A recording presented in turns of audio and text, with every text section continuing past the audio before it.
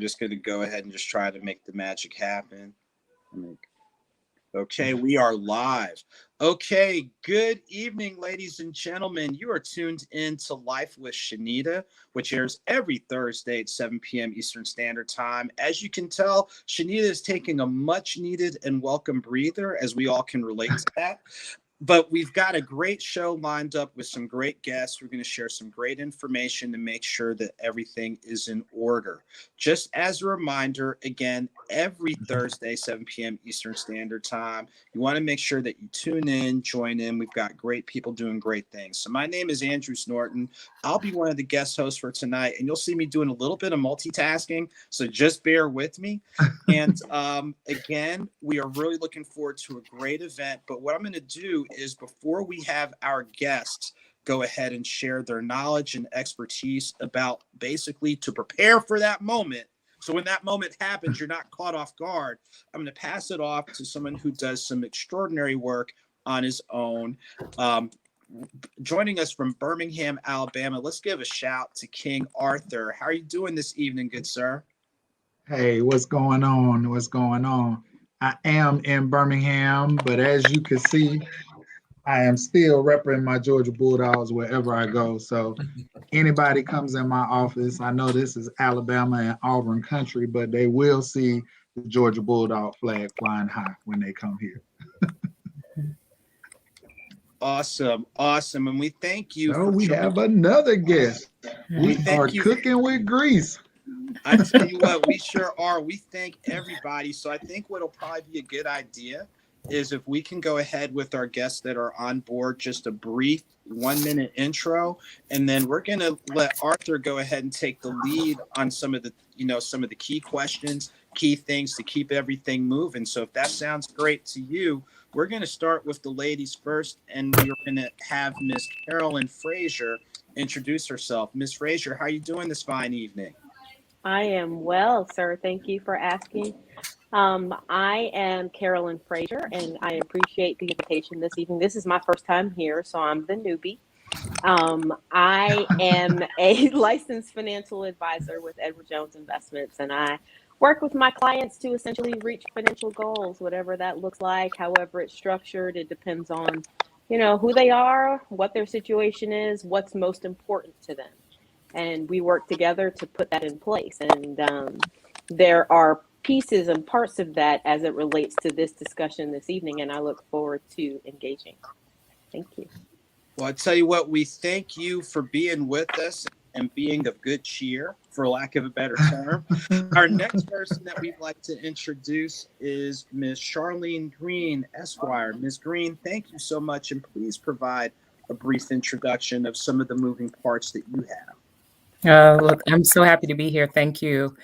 Thank you for the invitation, and to Shenita. And it's great to see you guys. I think I've met Cornell and certainly Drew. We've connected in the past, the other two. Nice to meet you. I'm an estate planning attorney, wills, trusts, estate plan and elder law attorney. And primarily, I'm concerned with helping individuals prepare their families and loved ones for life without them. So thinking through what that will look like, what the needs of their families are, putting together a plan so that their assets can be distributed in the way that, of course, they want, and also planning for their financial management, their well-being, their health care. If there's ever time that they're not able to manage, or of course after they've passed away. So that's a little bit about me. And I tell you what, again, we thank you so much for being here. And then we have our next guest joining us, Mr. Cornell Mcbride. Cornell, it is a pleasure to see you. Please give everyone a brief introduction about the expertise that you are so willing to share, not only to help us out, but to help out others. Hey, good evening, everybody. Cornell Mcbride here from Atlanta, Georgia. First of all, it just feels good to see everybody again. I've had an opportunity to meet with you all on different occasions, so good to see everybody again. So I'm a life insurance and lifestyle specialist here out of Atlanta, Georgia. The reason why we say life insurance and lifestyle specialist, because how we leave our families when we leave this place will determine the quality of their lifestyle. We absolutely believe that, and we focus on educating the community especially our community, so that they understand the value of life insurance, how to use it when you're here, more importantly than just what you're going to leave behind to your family. I'm also an executive director with Legal Shield, and one of the reasons why I felt like that was an important asset to my business was simply because of the number of people that I had sat with that didn't have a will in place, didn't have life insurance in place, didn't have estate planning in place. And for most of them, it wasn't that they didn't have a desire to have it. It's just they didn't know about it. It wasn't something that people went in our communities, daily and talked about. It was something that not talked about in school. So the one way that we can and help and empower our community is definitely through the education. So I'm excited to be here, and I'll thank you all for allowing me to share. And we thank you again. We thank all of our guests for being on here. So King Arthur, we're going to pass this off to you to take the lead and kind of, for lack of a term, constructively get the pot stirring a little bit. Or, throwing in those little seasonings. It's like we got a little bit of gumbo. We got the sausage, we got the spices, we got the shrimp, we got all that. So Arthur, go ahead and take the lead in regards to one of the first or early questions that we want to ask our esteemed panel. All right, so before we get started, I have to share 3 years ago today, believe it or not, 2018, October 28th, 2018, Cornell was on my show in studio in Atlanta. That was his second time on Real Talk Radio at Status Network, as you and I both share shows on Status Network. So I woke up this morning, I got my Facebook memory. I'm like, wow, how ironic is this? Right. That we are here again 3 years later, and we had no idea that his first show was a night show. We had no idea, but based on the response and the feedback that we got talking about life insurance, because that's one of those taboo subjects that people know we need it, but no one wants to talk about it. And most of us are underinsured. I joked on probably on every show. I joked in the fact that, we tend to get just enough money to bury us. Yep. And everybody else gets enough money to leave generational wealth and replace that income that they had coming in. So I'm excited about this show. I love that we have different dynamics, different backgrounds, several people from different backgrounds involved, and I'm ready to kick it. So we will, let's see, I jotted down some bullet points, but I know that this is a common question. I've selling life insurance several times. I just play with it. And then when it's time to go take that exam, I'm like, wait a minute, let me study this again. Let me make sure. But what is the difference between term and whole life? And why do you need either one? Because when I was much younger and trying to do the life insurance game, the team I was partnered with was stressed: buy term and invest the difference that you would have paid in a whole life policy. And it sounded great. I told everybody this. I didn't do it. I bought term, but I didn't invest the difference. I went and bought cars and Jordans and all kinds of other stuff. But can someone break down the difference between term and whole life and when you would need each one of those? Who wants to go? Miss Carolyn, you want to go first? Who wants to go first? I'm sorry, I'm muted. I'm going to let you answer that question. All right. You know. So it sounds really complicated, right? Term, whole life. That's really the best answer. Term is good for a specific period of time, a term. Whole life is good for what? Your whole life. Whole life. Okay. Now let's go back and elaborate, because I think, Arthur, everybody in the industry has probably dealt with that company that you're referring to. On term and invested difference. We have all been tapped on a show, especially in Georgia. We have been tapped, or a relative has been tapped, or a relative's friend of a relative has been tapped. And it's almost like, so here's how I explain it.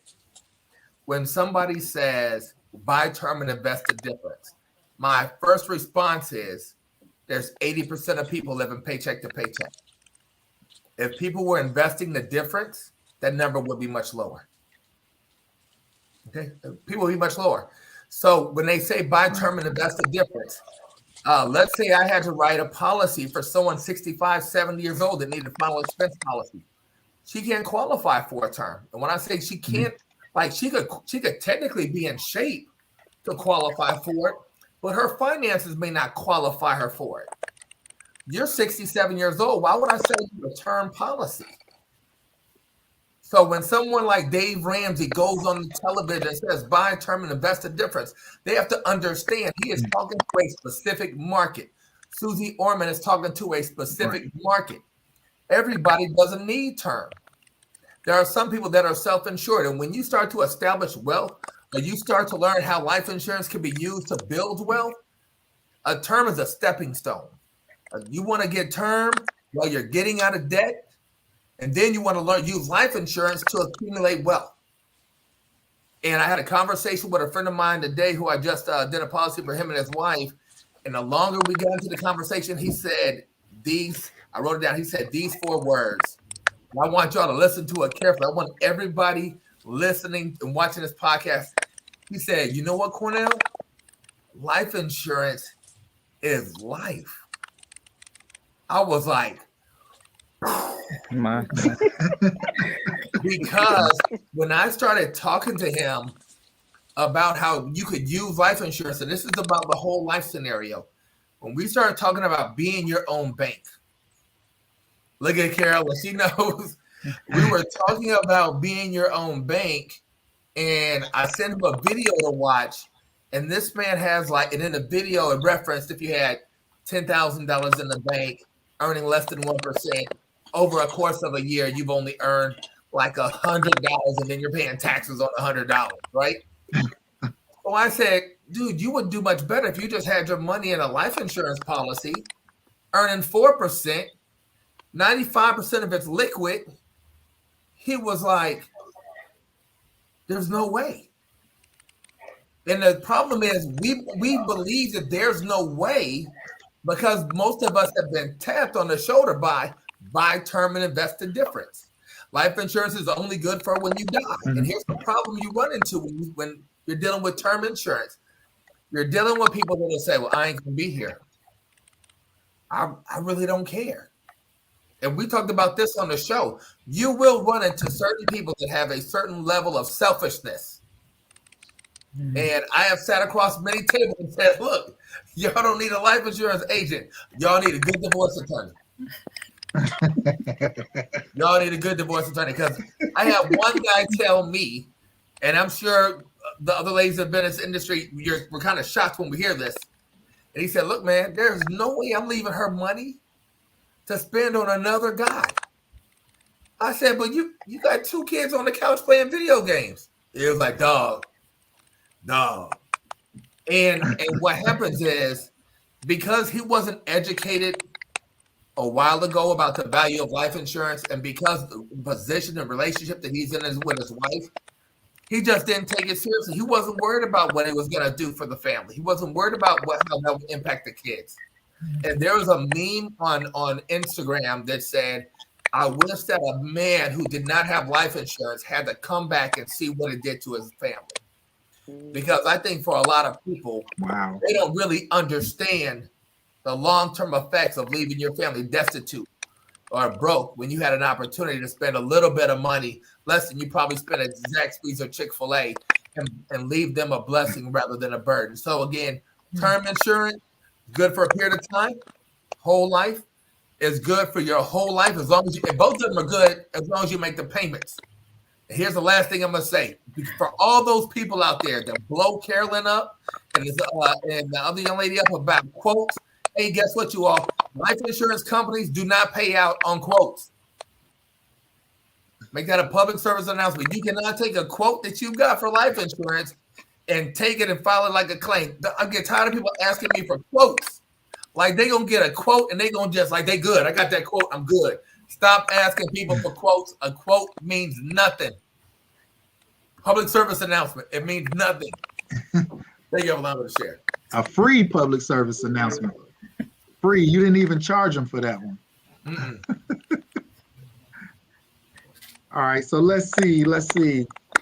So what about, and either one of you can take this, what should a person be doing now to make sure that their finances are in order?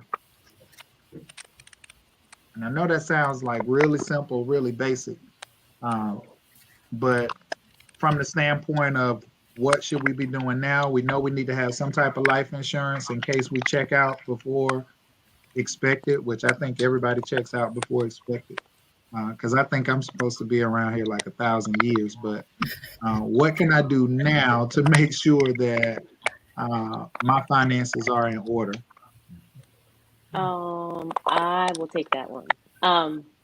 So Cornell was talking about life insurance, and yes, absolutely, life insurance. And I want to focus on everything you said. I agree with. Focus on the fact that there are folks out here who believe that there's no place for term life insurance in anybody's life. And as you said, term is good for a term, but everybody can't afford permanent life insurance today. If you are 6 feet under and you have a whole lot of debt and you're just trying to make ends meet, term might be the best thing that you can do for the next 10 or 20 years. Right. Do that as opposed to doing nothing. So I would say first and Right. foremost, make sure you have adequate life insurance, because the other thing is everybody doesn't need the same amount of life insurance. Mhm. And, to that other company that you referenced earlier, I think that's hilarious. Yeah. But, I tell folks all the time, if you sit down with any life insurance agent and they tell you how much insurance you need before they know you and know what you have going on, you need to run, because that person is not concerned about what your needs are. They're more concerned about, well, I need to sell this much life insurance, because most of us are underinsured. There are some of us who are overinsured, because everybody don't need $1 million policy. $1 million policy is great, especially in a term. I mean, $1 million policy period is a great thing, but in terms of having a term life insurance policy for $1 million, there's got to be specific things going on in your situation where you would, where that would make sense, because you don't necessarily need that, especially as a temporary solution. But aside from that, do everything that you can to put yourself in a solid financial position. Make sure you have savings. We are a society of consumption. We like to make money, and then we like to spend everything we make. And I raise my hand because I am that chick. I am her. So I'm talking to, and as much as I talk to my clients, I talk to myself as well. I don't have to spend everything that I make. We need to have an emergency fund. There is such a thing where you have some cash available that is not invested, that's not anywhere but in the bank. It's not making any money, but if the washing machine blows up, you don't have to call your mom or call your brother and borrow some money, or you don't have to take out credit, because debt is the second thing. Keep your debt under control. It doesn't make a whole lot of sense to be driving a car and your car note is $850 and you got $42 in your savings account. That's just not cute. It's not a good, we're all about keeping up with the Joneses and seeing what people around us have. But at the end of the day, the real folk out here who have real money are not driving Teslas. They're driving a paid for 10-year-old Oldsmobile. So, everything, all that glitters is not gold. And just because it's shiny and pretty, don't mean we need to have it. Make sure when be contributing and saving for retirement, because in the case that you are around, you want to be able to eat. You want to be able to do what you want to do in retirement. But the earlier you start, the better. And, if you want to be a millionaire, you have to work towards that. And I met with a woman. I mean, there's very few of us who are going to sign contracts and or whatever, and the money's just going to fall. I met with a new client today. She's a business owner. She has a 401k that she participates in for her. And I said, she has 5 employees. I said, are they participating? She said, no. I said, do you match their contribution? She said, yes. I said, why are they not participating? She said, well, they're just putting it off. I said, so your current 401k provider, are they coming in and talking to your people? She's like, no. I said, ma'am, not only do you need to be putting more money in the plan, I said, every single employee that you have needs to be putting money in the plan, because they're leaving free money on the table. A match is free money. You add your money, your employer adds to that, and then that is invested and it grows, and you've got your compound interest over time that can amass significant wealth. Most of the wealth in this country is in people's retirement plans that they have saved. So put a little bit, put some hay in the barn. Don't spend, you gotta, we don't need to have everything right this minute. We can live, I don't like using the word budget because people think it's a dirty word. So I call it a spending plan, but don't consume every single dime that you make. Be responsible and think about your own life down the line. And then if, you should leave this earth earlier than planned, your folks will have a little something as well.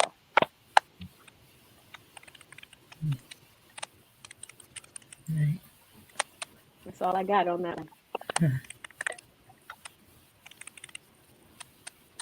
Thank you. Thank you so much for that. Sure. So we have one guest who's been quiet. We have Miss Esquire. I always want an Esquire after my name. I guess you gotta go to school for that or something like that. You can't just put Esquire on the name. Can I do that? Is that possible? No, Can I make you myself can't do that. King Arthur Esquire? Try it. I'm gonna try it anyway and see what happens. That's probably not a good idea. So I have a legal question. I got a legal question. So, when it comes to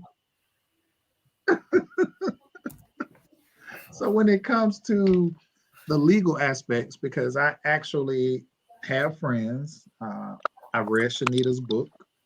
I know Shenita, and I know many people who've had a similar situation to Shenita. And to be honest with you, until her situation occurred, I didn't even think about what would happen if I don't have a will in place. What would happen if this doesn't happen? So when someone comes to you and they have absolutely nothing, and you're trying to kind of get everything together and prioritize, is there anything in particular that you tend to lead people to do first?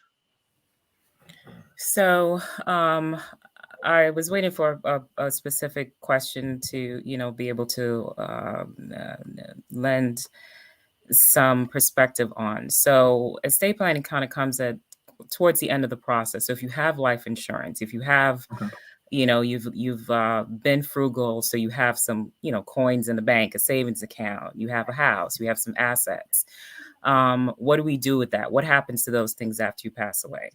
So a couple of things happen. Most of the times we are richer than we think we are because everything counts when you pass. If you have a house, that's an asset. You have a bank account, that's an asset. So folks tend to sometimes focus on the quantity or the amount rather than the type, the fact that you have, even if a piece of land. I was talking to a client today whose father passed away 30 years ago with land, and they never probated his estate. I mean, that's, those are assets. So things like that happen all the time. So you have assets. What do we do with it? And that's a conversation that's a continuation of the conversation.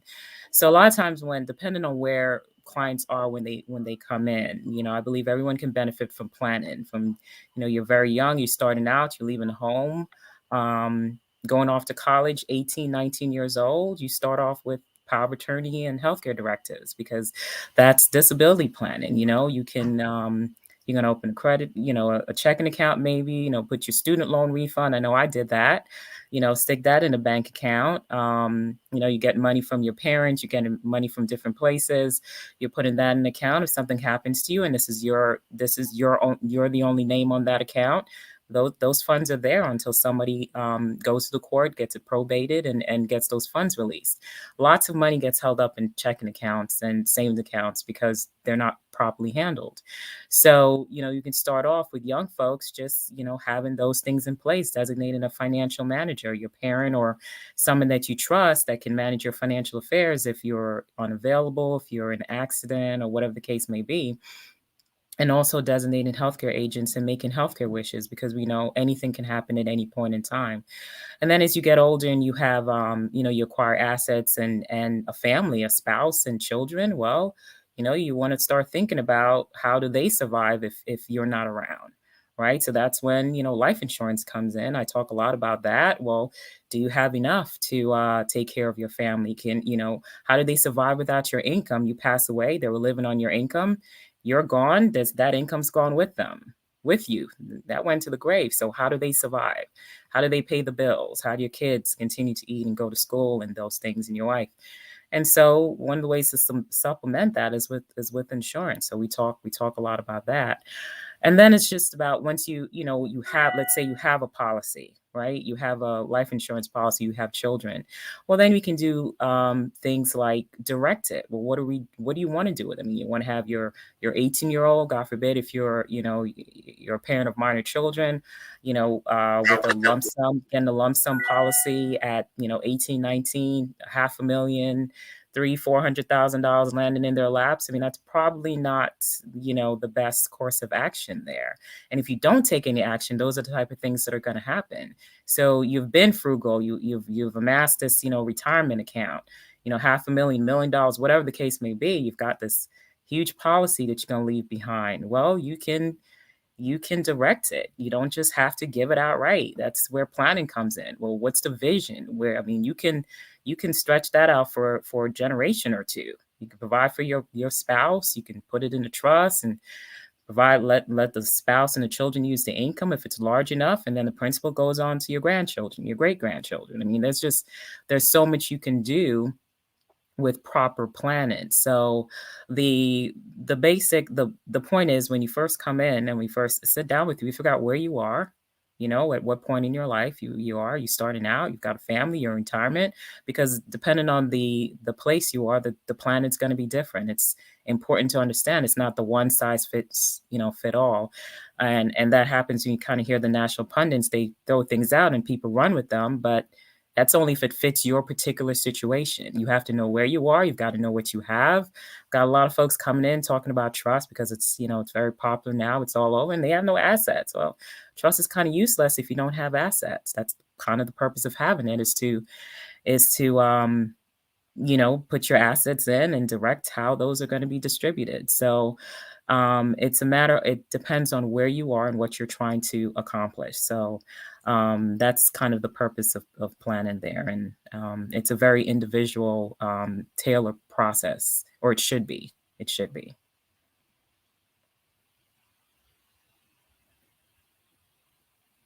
Can I say one more thing on the heels of that? Can I say one more thing on the heels of that?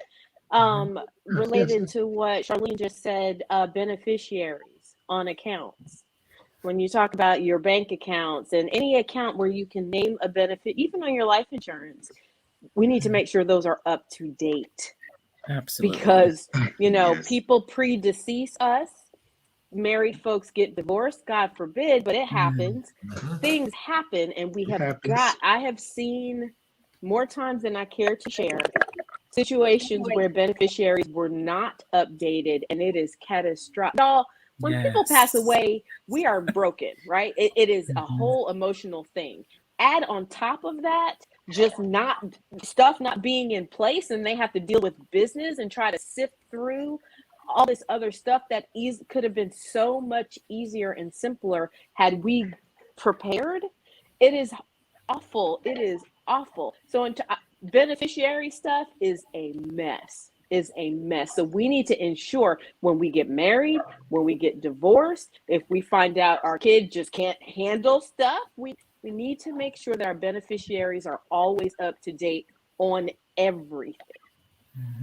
Absolutely. I'm gonna follow Miss Fraser on that. I can't tell you all how many people I've talked to on the Legal Shield side of my business that have parents that are in the hospital with COVID, in the middle of buying a house, in the middle of refinancing a house, or have passed, no will, no power of attorney, worrying how they're going to go through probate.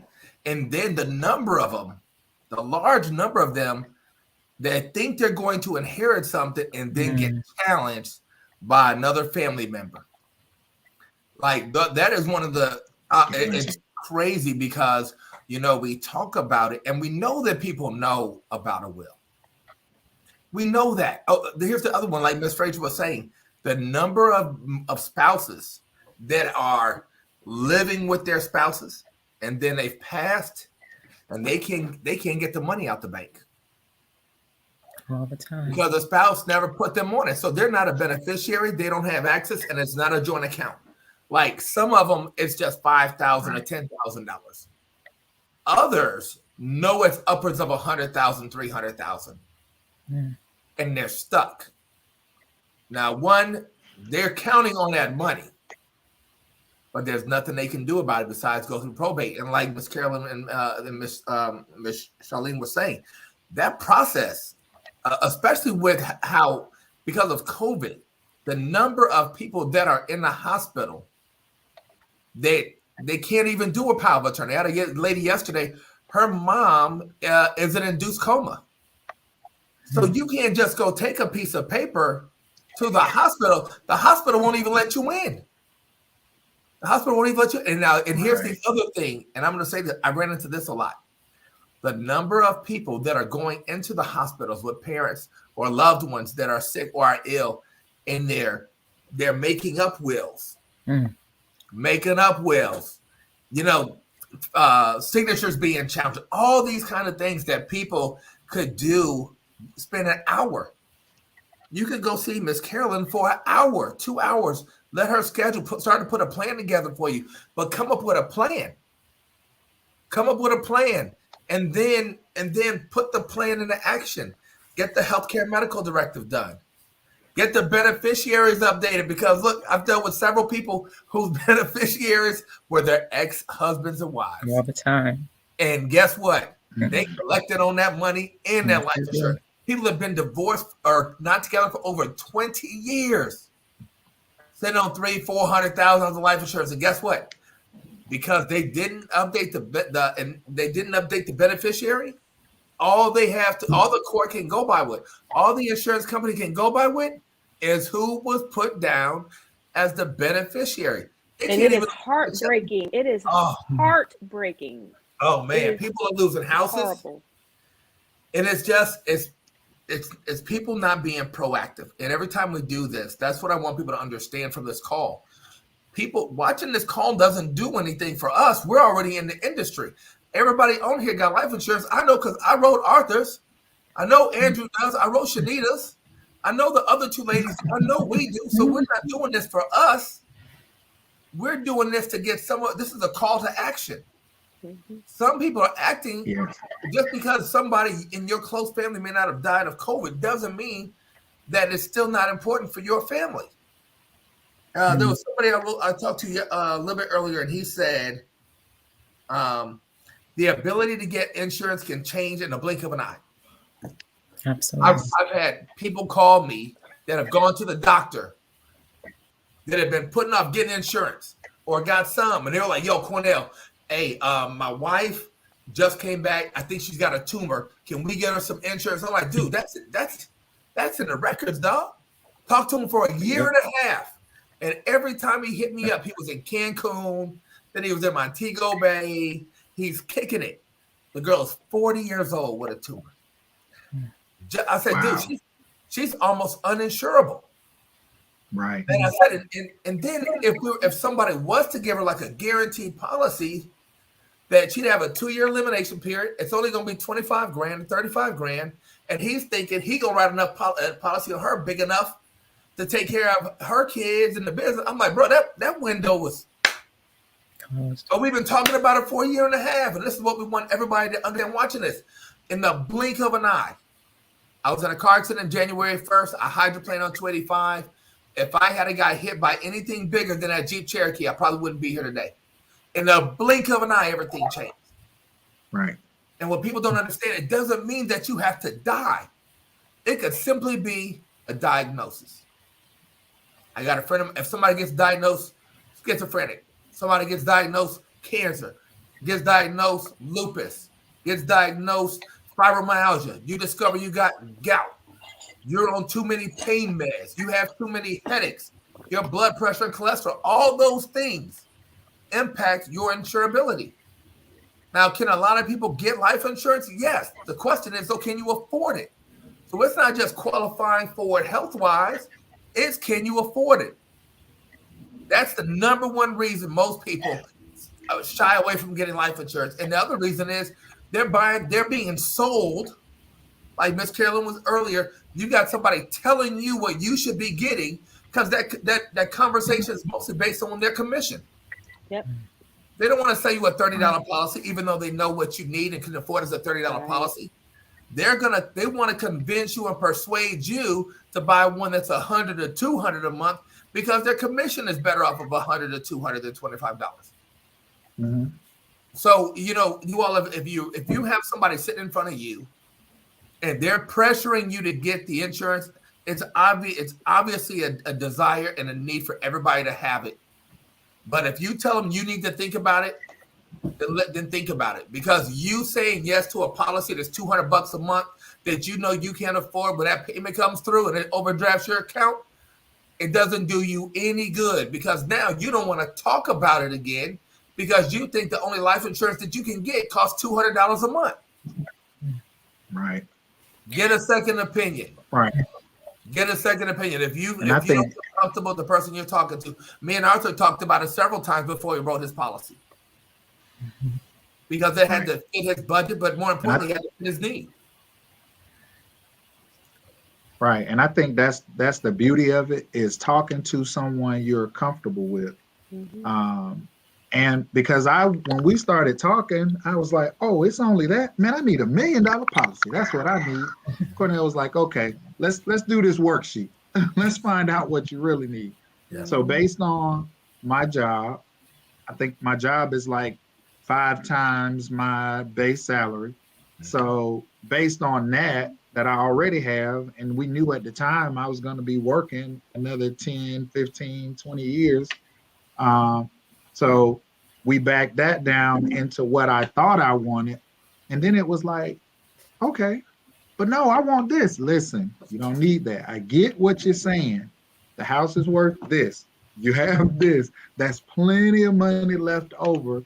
And you have to do this, that, and the other. So that is the beauty of, and like Cornell said, we talked several times. The first night we did the radio show, and it was like a pop-up show.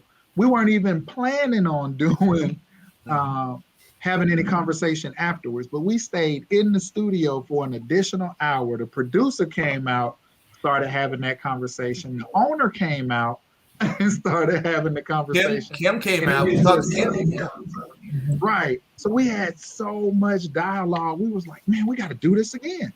And then that spun into like multiple shows and investments and Rule of 72. This whole thing that really became a movement, and people started to tune in because that's something that we, as we all know, we're not taught that. That's not something that's put in us,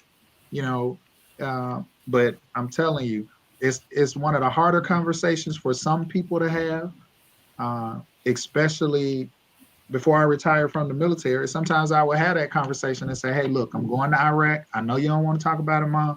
All of my stuff is right here in this notebook. So if anything happens, you just go to the notebook and follow it step by step. But you need to have a conversation about a living will, because anything can happen. You don't want to be, if it's not your wishes, to be on life support and be on life support forever, because that's not your wish, So you need to have people you trust. That's another key. People you trust. We've talked about updating beneficiaries, or I used to have to talk to a lot of my younger Marines. Oh, I'm going to leave it to my kid. I don't want their mother to get nothing. That is a minor. It's going to go to the mom. Say so that. you think you're doing something and hurting her, but that $400,000 is about to go straight to her because you don't have anything else in place. Right. So I think it's a topic that definitely needs to be discussed. That probate situation is nothing nice. I've known couples to be, let's say, You got a couple who's married, they get a divorce, they go on, one remarries and the other one remarries, and then the one of them pass away, but the house is still in the other spouse's name. So the new spouse has no access. Their name isn't on anything. Now they find themselves in probate. And I mean, it just gets unnecessarily nasty when we could just sit down, take an hour or two, even if you're not ready to make a decision, at least get exposed to the information. You have to get the information. You need the knowledge to make an informed decision. So don't keep walking away from it. Don't keep running. I think I'm going to be here, like I said, another 1,000 years, but tomorrow's not promised. None of us know the time, the day, or nothing. So now is the time to act on that. I always encourage my So clients. another question. Let's see how we looking on time. We're good. I had Another just question one. because I just I think you're on observed. mute. I'm on mute. Go ahead. No, you aren't. Take a shot. Not on mute. I just wanted to chime in there really quick. Go ahead, Ms. Green. Really, really, really important to get educated. I do start off with that with my clients. I have a free session. That first meeting is just about education. I think that's the key. Mm-hmm. So many of us are there's so many aspects. We'll sit here and we'll talk about, I mean, you've touched on a wide array of topics. I mean, probate, we can spend 2-3 hours. I mean, that their law school classes taught on probate, wills, trust, all of these different things. We have all these different expertise in this area, but you don't need all of that. You need something tailored for you. And so, it's important for every individual to take responsibility for themselves and say, hey, I want to know what it is I can do to protect myself where I am. And it starts, it's a mindset, really. It starts at the upbringing, it starts at home. I teach my kids, listen, you're responsible for you. You're responsible for taking care of yourself and then the people that God has entrusted you with. Like Cornell mentioned, I've had couples sit across from me and say, hey, I don't need to put a plan together because, I'm not as concerned about what happened. She gets remarried and takes my assets off and does different things with it. And I was dumbfounded the first time I heard that. I was young. I just started off and I thought and the wife was sitting there. Like once the wife was there, the other time the wife wasn't. I thought, I don't know. I don't know if I could sit next to a man who's telling me that he doesn't care what happened to me after he goes. So that's a mindset thing. If that's your situation, then make sure you're taken care of. Because I get lots of widows that come in and they are clueless and they're helpless after a spouse has passed away. Things like, how do I get access to their, even the money in the bank? And then you don't have to plan in and all of this, like we're saying, especially estate planning is not just about death planning. It's about incapacity planning. It's about being unavailable. I mean, you could be out of the country and a water main break in your house and floods. There's a lot of damage. You need to have individuals that you have entrusted, given the legal authority to take, handle your affairs if you're unavailable or incapacitated or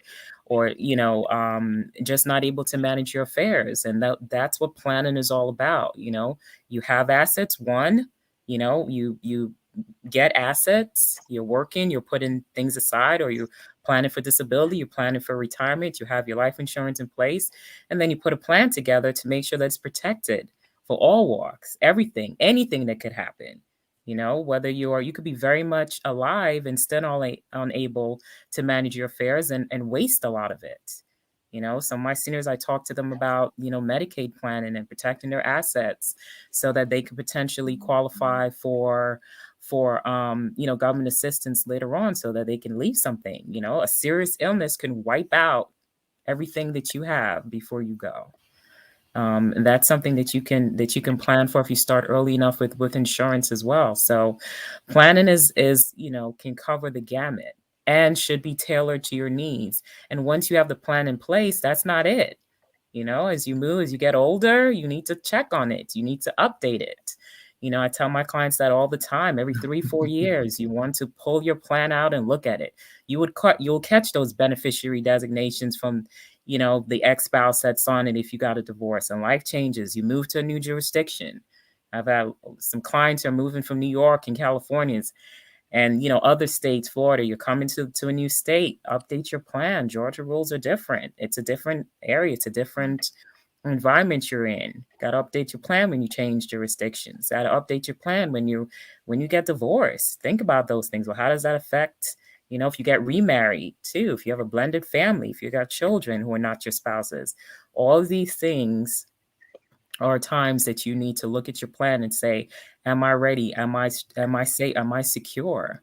Are my children taken care of? What are my wishes? Can these be carried out if something were to happen to me? If I don't make it home today, what's going to happen?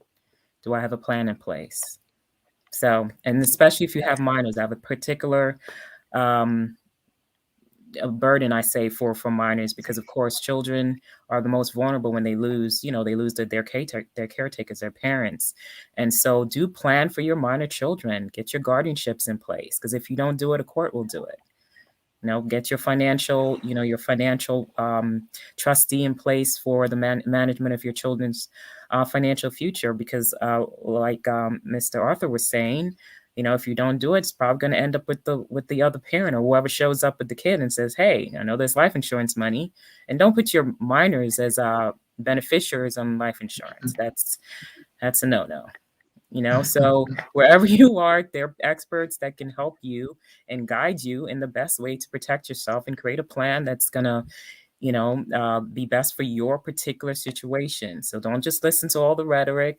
I get folks coming to me all the time and they're regurgitating what they've heard, and their situation doesn't fit it at all. Come open-minded, talk to folks, read, and then get started. Get started. To sit down and put something in place and then go from there. And I do Great want to say points. this. Yes, Everybody is dropping some great nuggets. Now we are able to, I think we have Mr. Anthony Watkins on, and I think with him finally, and we know technology does what it does, but I think if Mr. Watkins, if you can hear me, all these different things that everyone's heard about is getting you ready for that day before it's a problem. But now what happens when that day comes up? And some of us have seen the whole GoFundMe or, the fish fry or things along those lines. And everything that you're hearing tonight is to make sure to minimize the potential of things going so far left and so far right. So I don't know if Mr. Watkins, we don't see your video, but Mr. Watkins, can you hear us? Can you hear me? Can you all hear me? sir. We can hear you, Yes. Mr. Watkins.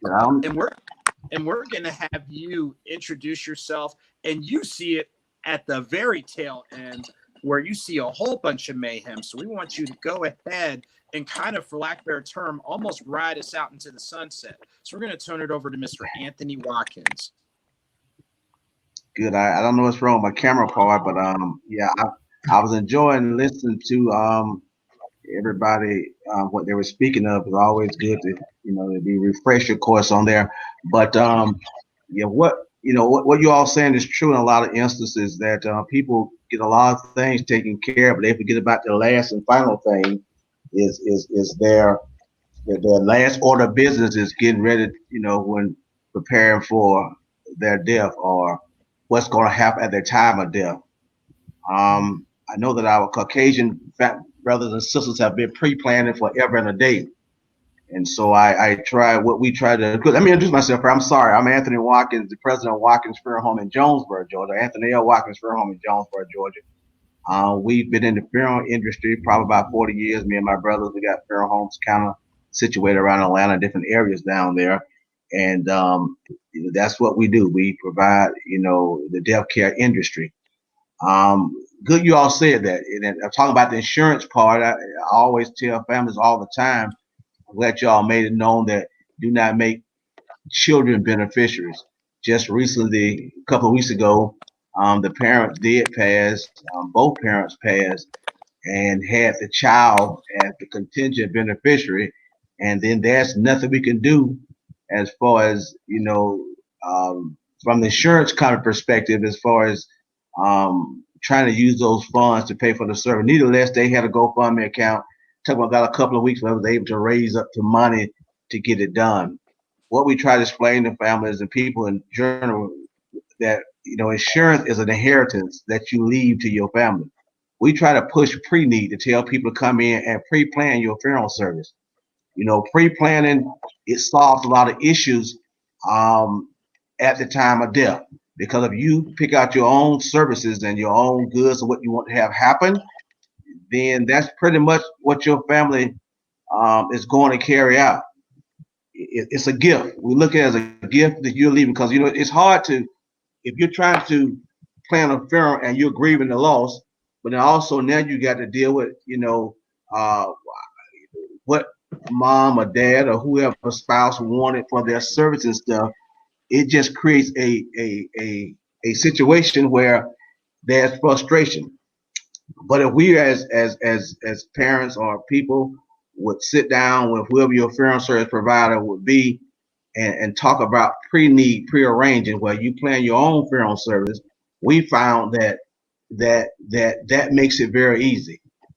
We wrote plenty of them, back, 15, 20 years ago, and we're seeing now those particular products that we wrote, they are coming to bear now. And we find that it's been so much convenient for family members now, because this is what mom wanted, this is what dad or whoever wanted. All we got to do now is just put the date and the time together. So pre-need, is a great tool. After we've got everything else, that's the last order of business, because somebody has to know what you want and how you want your funeral to be. Whether you want to be buried or whether you want to be cremated. Somebody got to make that decision. If you don't make that decision, so we try to encourage people to sit down and give their funeral service provider and make those hard decisions. I don't know if they're hard or not, but it's something nobody wants to talk about. But it's something that has to be done that's much needed. And I say that because, in the African American community, we kind of taboo when it comes to talking about death. But our Caucasians and, people, that's something they've been doing. But I will say this here, it is coming to surface in the African American community. People are now, I think they are realizing that, because a lot of people want to use their life insurance, to pay for their funeral services. Well, if you do a pre-need, you lock in the funeral at today's prices. Our industry, like in other industry, it's funeral prices are going to go up like anything else. And a lot of people say, well, I'm going to be cremated. Well, it's called supply and demand. If cremations keep going on the rise, which is on the rise now, it's not quite at 50%, but we feel that on this side of the Mississippi, it's at about 30%, out in California, other areas at 50%, over 50%. But it's called supply and demand. So pretty much if everyone keeps cremating, then cremation is going to cost as much as a funeral cost. But how you can mitigate that is that you go ahead and pre-plan for your funeral service now. You can pay for it now, or you can have a 10-year plan to pay for it, and you've locked it in at today's prices. So that's basically, what we do, trying to satisfy families on the need of providing a pre-planned funeral. It's your plan, you pick it out, your services, and it works very well. I think that was an awesome point to bring up. That was actually my next question before Mr. Watkins got on, because I've had, in the last 2 months, I had a close friend of mine, their grandmother passed away, and had the funeral arrangements, cemetery is right there, and she had already prepaid for the vault, the whole nine.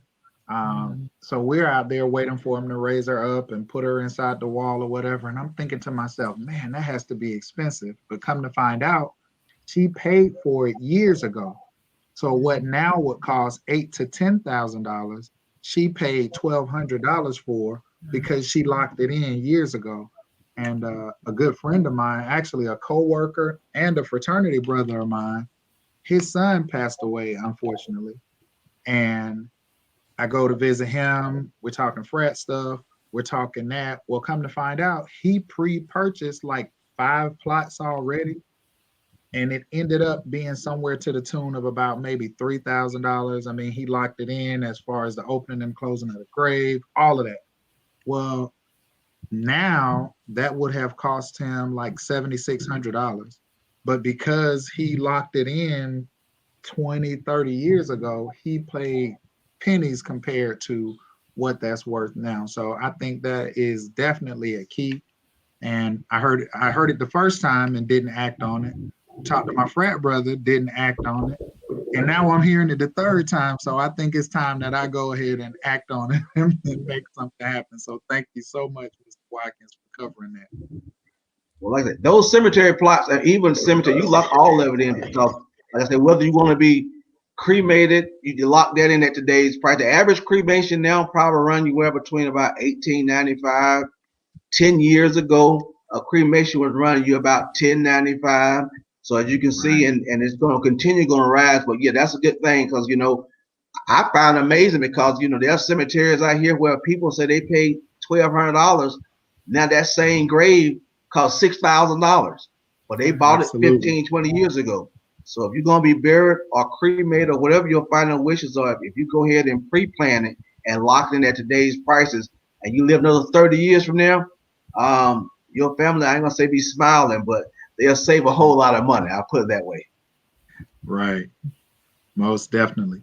Okay, so before we run out of time, let's see if we have any closing remarks from the guests. Let's start with you, Miss Carolyn. I appreciate everything that everybody has said. Two things that I want to add is I tell folks all the time that talking about planning won't make you die anymore than talking about sex will make you pregnant. Right. It's taboo, and a lot of folks don't want to talk about it. But the key is planning. The key is planning for your future and for your loved ones, because we love our people. We love our people, and we're not thinking about, well, what's it going to look like when because eventually I'm not going to be here, and so we need to talk about it. And it's, you know, we don't want to talk about it, but that doesn't mean it's going to make it happen if we have the discussions and if we do the planning. So that's the first thing. And the second thing I say to my clients all the time who want to postpone life insurance, I always say, you know, every day that passes makes we get older, we get fatter, and we get closer to uninsurability. Every day that passes. And Cornell said it earlier, in a blink of an eye, one day we're fine, the next day we go to the doctor and we have something, or we have an accident. And that could change our situations in a snap. So every day that passes and every day that we intentionally postpone makes us, it's going to be more costly.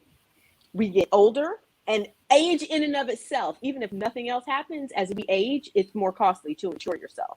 We get older, we get fatter, and we get sicker, and we get closer to uninsurability. So I implore everybody, sit down with someone, a professional, and find out what is best for you and get some insurance if you don't have some. That's it. Thank you. Thank you. Miss Charlene Green, Esquire. Well, thank you so much for having me. It's been such a pleasure being in this esteemed audience here. I just want to, I guess, closing out, say that one of the things I always focus on with my clients is letting them know planning is not about you, because I'm at, you know, we're at the end. We're putting the plan together for the folks you're going to leave behind. Okay, you're going to be gone. So this is, you know, you have a spouse, you have children. What's their life going to look like? So it's not about your dying, it's about their life. It's about their living, well, their quality of life. What's that going to look like for them? And so if you have anyone you care about in your life, it's important to sit down and think that through, what their every day is going to look like, how they're going to pay the bills, how they're going to survive, even just in terms of, you know, missing you, you know, write a video, record a video. I have for some of my parents to leave behind for their kids, you know, write little letters, leave behind your experiences, your values, your traditions, and also, you know, put that plan together, get your life insurance, and then think about how you want that distributed. Once you have done all that work, you've got your retirement, you have your house, where does it go? You know, think about those things. Don't just leave it up, and don't assume anything. I have so many spouses come in and say, "Oh, I just thought that the house would go to me. I just assumed that it would. It just would be mine after my husband passed away." Well, that's not necessarily the case. It all depends on what the deed says. And, what your situation is. So don't make assumptions. Get educated. Find the right resource, find the right professional that's going to educate you. If you're sitting in front of someone that's just, telling you what you need and not educating you, so you're making a decision, then find someone else, because you need to be in the driver's seat, making sure that you're protecting your loved ones who you're leaving behind. So thank you so much. Thank you. Thank you. Mr. Watkins, any closing comments? Again, I really enjoyed the panel. This that is, everything is true. I see it, I guess, at the very end, where people, think everything is in order, if it's not in order. I know even with the bank, sometimes they think they automatically. I always tell people, now make sure you got a time of death on that bank money. That may help you out also if your spouse was to die. So yeah, but I implore everyone to, whoever your service provider may be, go make that decision to get that taken care of, so they'll know what mama, what daddy wanted, whether they wanted burial or cremation. You want a burial, put it in writing, and I'm gonna say this, and I found this out on a different. I thought, I know in Georgia that when you pass, I know if you're married, then your spouse or whoever's the one that has the legal authority. But I had a unique situation about 4 or 5 months ago where the spouse, i.e. being the husband, I guess he was still married, but he wanted to make sure his wife had nothing to do with his burial, nothing to do with it. And I thought it couldn't be done, but he had a last will and testament letter that said if he should demise, his wife has nothing to do. He lists his wife, his kid, but he wanted his dad to handle all his final affairs on his funeral. And that was kind of unique. Got a little ugly from a legal standpoint, but at the end of the day, found out it's a legal document. So I'll be learning stuff too. And I guess these attorneys, they can live to that. But I don't know. I thought the spouse was in charge. But if you leave a document saying you want somebody else to be in charge of your final disposition, and you have your sound mind, I understand that's a legal document in Georgia. But again, I implore everyone to take care of that final wish, however you want to leave here. But when you leave here, somebody got to make a decision about whether you're going to be buried or cremated. Absolutely. So with that, we have come to an end. It seems like the time flew by so fast. Andrew, you want to give a shout out for your show? Yeah, real quick. First off, thank you to everybody who is a part of the show. We definitely want to thank you for sharing your knowledge, your expertise. Of course, shouts to the more than capable co-host, King Arthur. For me, make sure to stay connected with me on Facebook at the page Author Andrew Snorton, and then Author A Snorton on Instagram, Twitter, YouTube. But most importantly for tonight, my hope is that people learned more. They felt like they were able to engage, take down some notes, and start thinking. And as everybody said, while you are able-bodied and sound of mind, while it seems like a lot, it's just like everything. You don't need to eat everything at the plate all at once, but you need to get your fork, your spoon, and knife and start cutting up some slices. So using that mentality, please do what you can while you are able-bodied, because as you heard, things can change in an instant. And when they change, of course, as the theme of this show and every show is to make sure your house is in order. So I thank everybody for being here. And we're going to have King Arthur go ahead and close this out for tonight. Again, thank you guys. Thank the guests for being on. I know Cornell had to run. He had another Zoom. But thank you guys for your time. I am Arthur Bowens on Facebook, ATL King Arthur on Instagram. My show is on Status Network as well, just like Andrew. We are the Real Talk Show, Real Talk with Kimberly Anise and King Arthur. So right now we're taking a COVID hiatus, but it has allowed me to kind of gradually jump back in, help Shenita out whenever she needs me. But again, this show is so important. It's about getting your house in order. And people don't want to talk about it, but it's guaranteed to happen. I promise you. It's better. I used to joke on my show with Cornell that people don't want to get the life insurance, but they'll go buy a lottery ticket. I guarantee you that you're going to cash out on that life insurance at some point. As long as you keep it paid, it's guaranteed to happen. So as Shenita would say, with Life with Shenita, absolutely get your house in order. If you have not read her book, if you have not purchased her book, reach out, get a copy of the book. As a matter of fact, just for being on the show, if you're still hanging around and watching the show, shoot me a message and I'll get you a copy of the book. It'll be on me. So whoever's watching it right now, shoot me a message and I'll make sure you get a copy of Is Your House in Order? And with that, that is all we have. So thank you guys for tuning in, and thank our guests again for taking time out of your busy schedule. All right. Thank you, guys. Thank you. Good night. My pleasure.